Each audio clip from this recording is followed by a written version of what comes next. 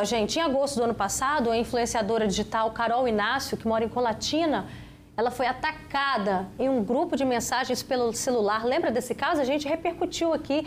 As mensagens eram revoltantes.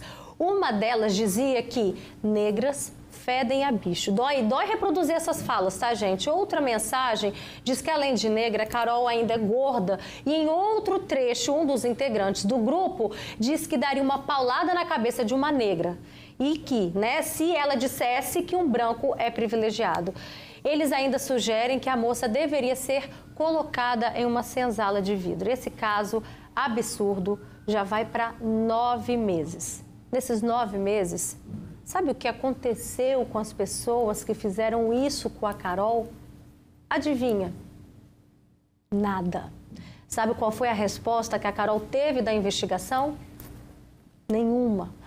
Bora conversar com ela pela internet? Carol, boa tarde. Obrigada mais uma vez pela sua participação. Eu já até adiantei aí para o pessoal de casa.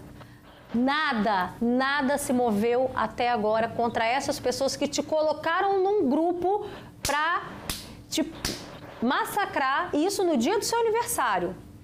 Isso. Boa tarde, Então, nada foi feito ainda.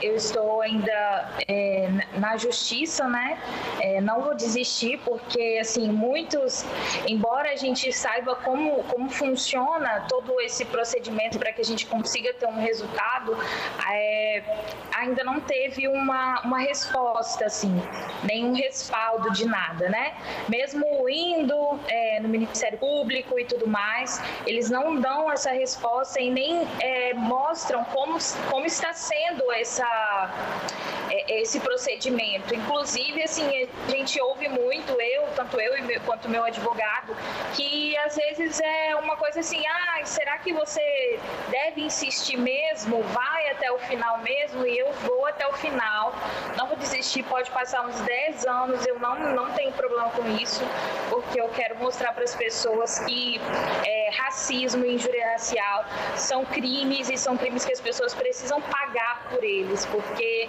como o rapaz falou, só com medidas enérgicas que a gente consegue romper esse racismo, esse preconceito que dói tanto em quem sofre, E quando vem de pessoas assim que, você vai desistir, por que você não deixa pra lá, já passou? Mas essas pessoas costumam ser brancas, e branco não sente a dor que a gente sente ao sofrer o racismo. Carol, só uma pergunta, essas pessoas que fazem esse tipo de pergunta, você vai levar isso adiante mesmo, são pessoas lá de dentro do judiciário? Assim, acaba sendo alguns profissionais, que a gente acaba tendo que ter o contato, assim, para poder saber como que funciona, o que a gente tem que fazer de agora em diante, como está o processo, Porque segue em sigilo, porque a gente tem algumas coisas e aí eles têm esse sigilo. Já foi decretado quebra de sigilo telefônico também, das linhas telefônicas para eles averiguarem, Mas, assim, é lento. E aí, não vem escancaradamente a fala, para não ser tão agressivo, mas para quem sabe ler, para um bom entendedor, a gente compreende, a gente sabe também, assim, qual é o esforço que as pessoas fazem quando elas querem resolver o caso e quando elas acham que não vai surtir nenhum efeito. Mas, assim, são 9 meses, que não tem nenhuma resposta mesmo, mas são 9 meses também que eu consegui fazer a diferença utilizando as mídias sociais e a comunicação para que as pessoas denunciem o racismo, porque se eu não estou muito enganada, esse é o primeiro caso de racismo e de injúria racial denunciados aqui na minha cidade de Colatina. E isso é muito grave, porque acontece racismo o tempo inteiro e as pessoas se omitem, elas não se sentem encorajadas. E naquela semana que eu passei falando, dando entrevistas e usando a rede social para explanar essa situação, não como forma de me promover, porque ninguém quer se promover em cima de coisas tão ruins, mas assim, como forma de encorajar outras pessoas, disparou de denúncias. não aqui em Colatina, que eu saiba, mas assim, em outros lugares, outras pessoas se sentiram abertas para fazer denúncias dentro de escola, estabelecimento, lojas, sabe? Vendedoras tratando cliente, assim, não atendo cliente preta, enfim.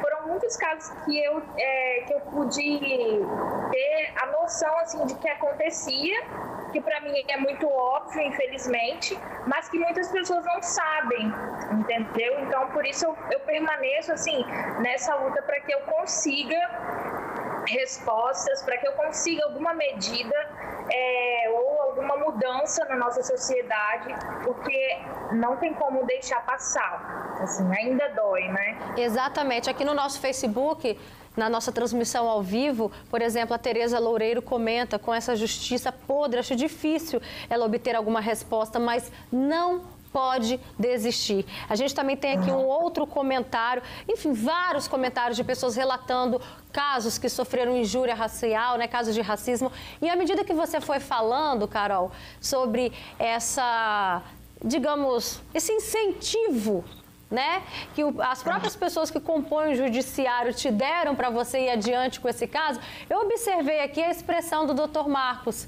Você fez uma cara de revolta, doutor. É muito triste. É muito triste porque a gente sabe que menos de 15% do Poder Judiciário brasileiro, do Ministério Público, quer dizer, dos promotores de justiça que são responsáveis em fazer essas acusações, menos de 15% são pessoas negras. Então você pensa, num país onde que 100 juízes, apenas 14 são negros, isso diz muito por que esses processos não vão à frente. Porque não tem sequer empatia da dor. Esses casos, na maioria das vezes, são arquivados. Nós não temos casos de condenação. Os casos de condenação de racismo e injúria racial no Brasil são ínfimos. É muito pequeno. Então, a gente precisa de medidas, inclusive institucionais. Nós precisamos de políticas para incluir mais pessoas negras dentro dessas instituições. Nós trabalharmos com políticas de cotas para termos maior participação de pessoas negras como juízes, como promotores e mais. Os juízes, as juízas, os promotores brancos, eles precisam constantemente participar de cursos de capacitação, de reciclagem, para entender essa dinâmica do racismo. Racismo é muito mais do que chamar uma pessoa de preto e macaco. Racismo é você chegar numa clínica e se recusar a ser atendido pela secretária negra. Racismo é você fazer um apelido desde a infância de um menino negro. Qual é o jovem negro que na infância não teve um apelido associado à sua cor? Cirilo, Macaco-Tião, sabe? Então, quer dizer, desde sempre nós passamos por isso. Então, é uma pergunta, eu acho que é até retórica. Você já passou por racismo? Toda pessoa negra já passou e passa constantemente por situações racistas no Brasil. Então, a gente tem que trazer esse tema. É polêmico? Dói, mas nós precisamos. E as pessoas brancas, elas precisam reconhecer: fui racista aqui, preciso melhorar, preciso aprender. E aí sim a gente evoluir enquanto sociedade. Então, quer dizer, é revoltante porque o caso da Carol, que inclusive tornou uma amiga pessoal minha, é revoltante o tipo de ataque que essa menina sofreu, e hoje ela fala: até hoje eu não tive uma resposta. É o mínimo que a pessoa espera, é uma resposta da justiça. É a justiça falar: nós vamos combater isso de forma veemente. E não é o que acontece, é igual a Confederação de Futebol. Eu estava aqui pensando, há menos de 100 anos atrás, atletas negros não podiam jogar futebol no Brasil. Então, quer dizer, até onde também essas confederações não estão sendo complacentes com essas práticas racistas. Então, quer dizer, nós precisamos de medidas enérgicas para combater isso daí, para a gente justamente dar um passo a avançar nessa pauta. Como a gente disse,